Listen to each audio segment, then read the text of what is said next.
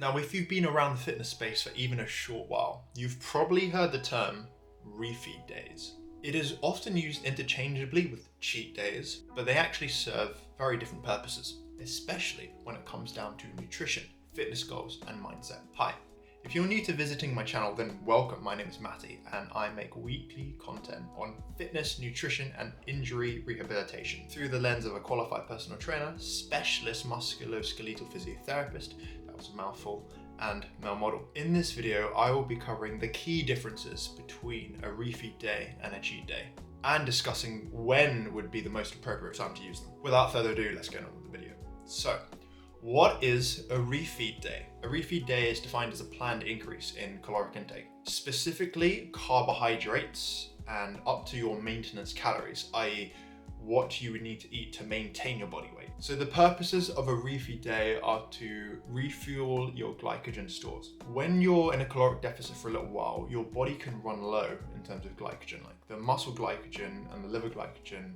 The glycogen stored around your body is depleted, as is your body's main energy source. A refeed day can help restore these sources. It can also boost your metabolism, because when you're in a caloric deficit for a little while, your metabolic rate can slow down, specifically a hormone known as leptin, which you may or may not have heard of. It controls the body's satiety signals. So if your leptin levels are low, you're going to feel less satiated. And of course, once you've been dieting for a little while, your leptin levels drop. And instead, your ghrelin levels, which are the hunger hormone levels, increase. So you feel more hungry more of the time and you feel more cravings. So a refeed day can increase levels of leptin and give you that boost temporarily, as well as help optimize thyroid function, which of course is also related to metabolism. And of course, a refeed can also help break through fat loss plateaus. If you've been in a caloric deficit for a while, then you will at some point hit a plateau where progress slows down. A lot of people will then keep dropping their calories and keep doing more cardio, and sometimes that is not the way to do it. Sometimes you need a refeed to rev up that metabolism and help you break through that plateau. When would you use a refeed day? A refeed day is a good idea if you've been dieting for a long period of time. For example, if you're prepping for a physique competition or a bodybuilder competition and you've been doing this for weeks or months, it can help keep the metabolism firing and help you sustain your progress, as we talked about, breaking through those plateaus. Specifically for bodybuilders and athletes, they are used before competitions to help refuel those glycogen stores. This will improve performance in workouts, and also, especially with the case of bodybuilders, it'll help them look bigger, fuller, more pumped up, after they get a good pump going. Those carbs in the system, that glycogen will help your muscles look bigger and more full. Of course, these are not for regular use. You wouldn't do them every day, because then it would be just eating at maintenance instead of dieting. Usually refeeds are done once every few weeks. If you're on the leaner side, then maybe like sub 10% body fat, you do it once a week. And if you're very, very lean, approaching that 6 to 8% body fat, you're getting competition lean for bodybuilding or men's physique, then you would do it potentially up to twice a week. But this all depends on the individual's fat loss progress. What does a refeed day look like? It is not a free-for-all. You don't go out and eat whatever you want, however much you want. That's a cheat day. That's what we're going to come on to in a bit. But a refeed day is eating mostly the same foods, but just adding more carbs, maybe 100 grams, 200 grams more carbs to bring you back up to the maintenance. For example, you might eat some more sweet potato, more white rice, pasta, baked potato, noodles, while keeping your protein the same. And you might even choose to lower your fats so that you can get more carbs in, because fats will not increase your leptin as much as carbohydrates. And as we just briefly mentioned already, it's structured right, it's planned, it's not a free-for-all. Now, the fun stuff is the cheat day. What is a cheat day? A cheat day is when you throw all of the stuff I just said out the window. You eat whatever you would like, however much you like, in a day, right? There's no diet on the day. It's not so much about replenishing those glycogen stores. It's not so much about increasing the hormones that you want, like levels of leptin.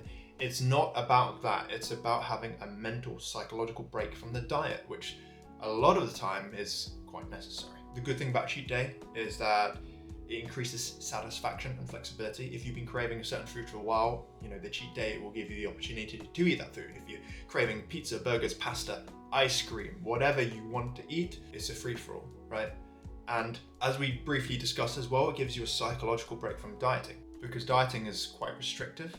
And by giving yourself a psychological break from the dieting, you can potentially stick to your plan more in the long term, because we're all human. We all like eating nice foods. We don't want to eat chicken, brown rice, and broccoli all the time. We don't want to be on like a low fat diet. We don't want to be eating boring foods because foods taste good. The problem with the cheat day is there's always a potential to overeat. A lot of people will go over the top with the cheat day. They will wake up at 4 a.m. in the morning and be like, right, I get to eat what I want. I'll eat, and then go to bed at 12 and they've just eaten 3 times their daily calorie allowance, right?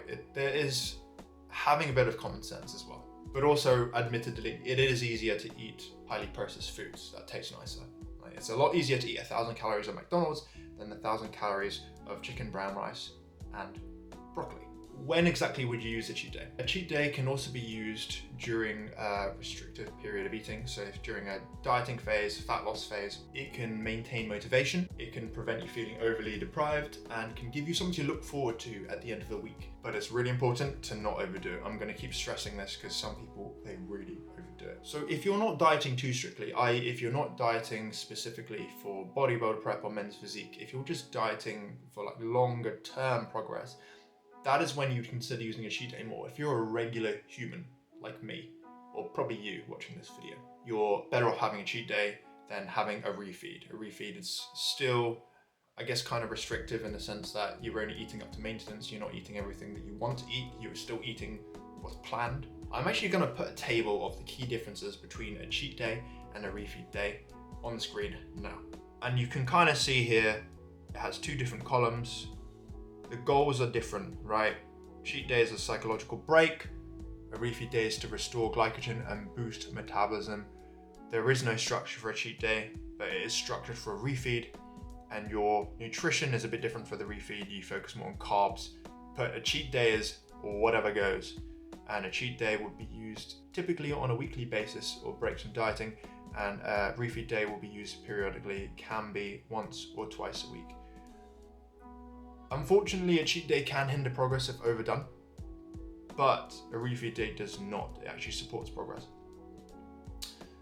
And the metabolic effect, I mean, it says here, no significant metabolic effect, but it can rev up your metabolism, especially if you like more carby foods.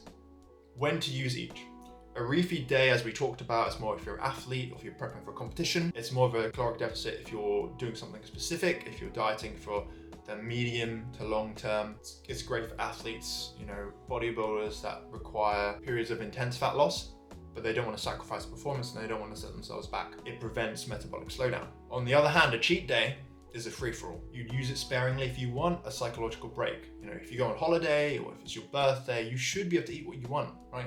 Fitness is not your life. Fitness should be enhancing your life. You don't worry about controlling or being restrictive. It is best used if you're not in an aggressive fat loss phase because it can set you back a little bit or hinder your progress. If you find a cheat day is a bit too much, you can do a cheat meal where you have one meal where you don't worry about what you eat. The big question I get is, can you combine both?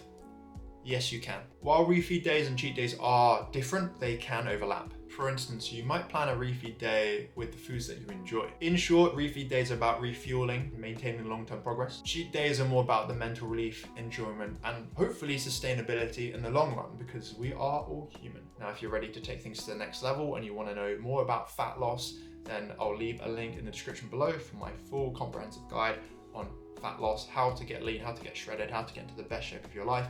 If you would like an idea of how to get into some sort of strength training, then I will also leave a link in the description below to my ebook on strength training. I'll leave a link in the description below for that as well. And of course, if you have any specific questions or queries, then drop them in the comments below or DM me on Instagram at @TheRealMattChong, and I'll catch you guys in the next one.